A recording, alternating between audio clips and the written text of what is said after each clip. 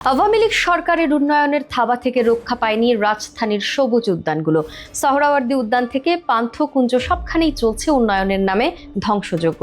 ঢাকার ব্যস্ত প্রাণকেন্দ্রে থাকা একমাত্র শান্তির ঠিকানা পান্থকুঞ্জ পার্ক এখন ধ্বংসস্তূপে পরিণত হচ্ছে। ঢাকা এলিভেটেড এক্সপ্রেসওয়ে প্রকল্পের অজুহাতে পার্কটি ছিন্ন ভিন্ন করে ফেলা হয়েছে। কাটা হয়েছে ২,০০০-এর বেশি গাছ। আজ সেখানে ছড়িয়ে ছিটিয়ে রয়েছে বিশাল পিলার, যন্ত্রাংশ ও কংক্রিটের স্তূপ। পার্কটির এক পাশ ঘিরে রয়েছে অসমাপ্ত মুজিবের ভাস্কর্য, যার ব্যয় প্রায় ২৫০ কোটি টাকা। উন্নয়নের নামে এইসব প্রকল্প প্রকৃতপক্ষে নগরবাসীর স্বস্তির জায়গাগুলোকে বিলীন করে দিচ্ছে।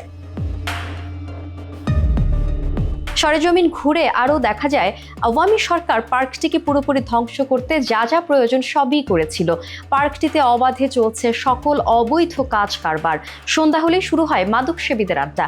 এছাড়াও রয়েছে ঝোপ জঙ্গল, ময়লার স্তূপ, ভাসমান মানুষের থাকার জায়গা। শুধু নেই সাধারণ মানুষের হাঁটার কিংবা বসার ব্যবস্থা।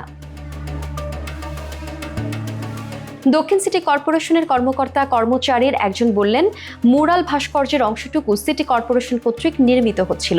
প্রায় ২৫০ কোটি টাকা ব্যয়ে নির্মিত মূর্তিটির উচ্চতা ৪২ ফুট, অর্থাৎ পাশের মেট্রো রেলের চেয়েও উঁচু মুরাল করতে চেয়েছিলেন শেখ হাসিনা।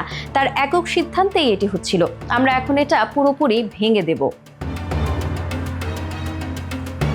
পান্থকুঞ্জ রক্ষা আন্দোলনে বর্তমান অন্তর্বর্তী সরকারের পরিবেশ ও বন উপদেষ্টা সৈয়দা রিজওয়ানা হাসান সহ ৩ জন উপদেষ্টা পার্কে এসে বলেছিলেন, দ্রুততম সময়ের মধ্যে প্রকল্পের কাজ চূড়ান্তভাবে বন্ধ করা হবে, পান্থকুঞ্জ পুনরুদ্ধার করে ফিরিয়ে আনা হবে আগের রূপে। কিন্তু সেই প্রতিশ্রুতির ৭ মাস পার হলেও প্রতিশ্রুতি বাস্তবায়ন হয়নি। দেশের বেশিরভাগ পরিবেশবিদ, স্থপতি আওয়ামী সরকারের পক্ষে গান গেয়েছেন লুটপাটের অংশীদার হওয়ার জন্য।